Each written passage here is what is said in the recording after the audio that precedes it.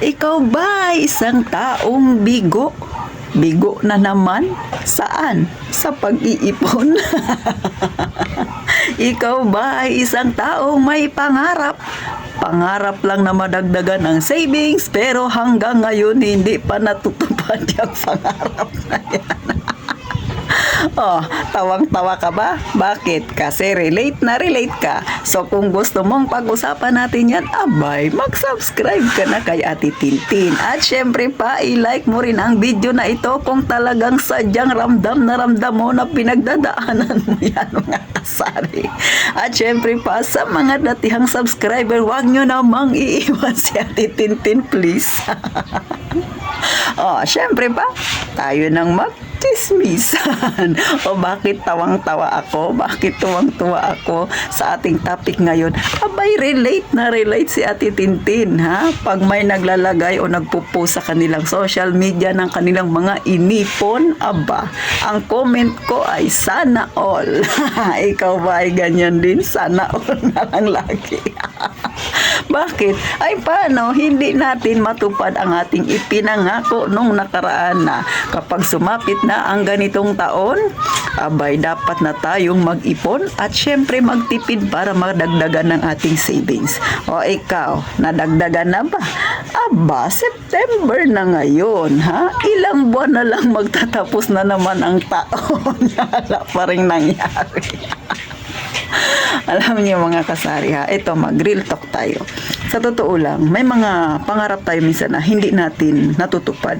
Pero yung pag-iipon, ang pagdadagdag ng savings, ha, abay pangarap yan na dapat nating tuparin. Hindi lang ako, kundi pati ikaw na nanonood sa akin. Bakit? Dahil malaki ang maitutulong niyan sa atin mga kasari ha. So, bakit ba nangyayari na hindi natin natutupad yung ating pangarap na yan? Dahil sa ugaling na ito. So, ano ba yan? Ikaw ba ay mahilig mag-scroll sa iyong cellphone? Ikaw ba ay may tindahan kagaya ni Ate Tintin na pag walang customer pa na scroll sa cellphone tapos may patalastas sila sa 50% off. May patalas si Shopee na bumili na daw tayo dahil naka 70% off. Tapos sobrang baba talaga dahil daw ay, syempre may mga time limit yan. O, di ba? Lalo na kay TikTok, ganon din. May mga free shipping pa. O, ikaw naman na nanonood, dalang-dala ka, hinayang na hinayang ka kung hindi ka mag-o-order ngayon. Ayan.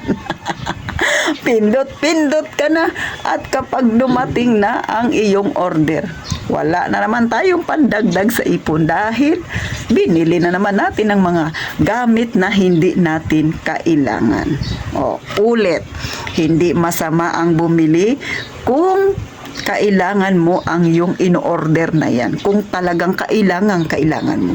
Magkaiba yan sa gusto mo lang. O, bakit ka bibili ng magandang damit? Ang dami mo nang ang damit. Yung iba nagsisikipan na nga dyan sa lagayan mo. Bibili ng tsinelas. Ang tambak-tambak na nga ng kanyang mga tsinelas. O, diba?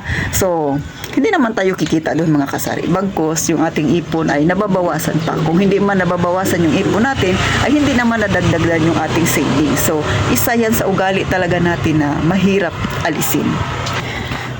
Ako, mga kasari, isa yan sa ugali ko na. Sa totoo lang, ganyan yung ugali ko noon. Mahirap talaga siyang alisin, lalo na pag nakita mo yung mga item na nakapost, ang gaganda. Totoo yan. Relate na relate ako dyan. Kaya nga, si Ate Tintin ay naipopost na ilalagay ko sa aking channel yung mga ganitong attitude dahil meron ako niyan noon. Noon. Kasi yan ay pinagdaanan ko na. Ngayon ay nagbago na ako. So, bumibili na lang ako ng kailangan ko talaga mga kasari. So, sa mga damit, bibili ako ng damit dahil kailangan ko kasi may mga damit na ako na dapat ko nang alisin sa aking lagayan. Bakit? Hindi na siya pwedeng gamitin o kaya naman yung iba dyan ay ipinamimigay ko na. So, So, ganun lang si Ate Tintin. Pero, may mga time din na bumibili naman ako. Pero kung talagang may extra pera ako, at saka kung mas inuuna ko talaga yung pagsisavings, kung may nadagdag na ako sa savings at may extra pera pa ako, why not? Pero, as much as possible, ang gusto ko sana ay madagdagan yung aking savings at hindi yung aking mga gamit na hindi ko naman na kailangan. Bakit? Syempre, sa panahon natin ngayon mga kasari, sa totoo lang ha, ikaw, may tindahan ka, nanonood ka kay Titintin, ramdam mo ba kung gaano katumal yung nangyayari ngayon sa ating tindahan? Kasi ako ramdam na ramdam ko eh. Pero syempre, patuloy lang tayo sa paglaban. Kaya isa sa ugali na ganyan ay dapat nating alisin. Bakit? Kasi makakatulong yan ng malaki sa atin kapag naalis natin yung ganyan na pagka may nakikita tayo, bili ka agad. Syempre, nagtitipid tayo, nag-iipon tayo. Pagka naalis mo yung ganyang ugali na yan, or kung hindi mo man maalis, bawasan mo kahit kaunti para kahit papano madagdagan din kahit kaunti ang ating saving sisi. So, kung hindi maiwasan yung ganyang ugali, bawasan mga kasari. Tapos bago tayo mag-click doon sa ating nakikita dyan, patalastas ni Shopee, ni Lazada, kung ano-ano pa, pag-isipang maigi, pagplanuhang maigi. Kailangan ba talaga natin ito? Baka naman gusto ko lang ito, mga kasari. Kasi nga, lalo na ngayon, ang buhay natin ay papahirap ng papahirap at ang pera, mahirap talagang kitain. Lalo na ngayon, tumal is real, mga kasari. So hanggang dito na lang mga kasari. Sana ay gaya nga ng palagi kong sinasabi, mag-iingat tayong palagi mga kasari.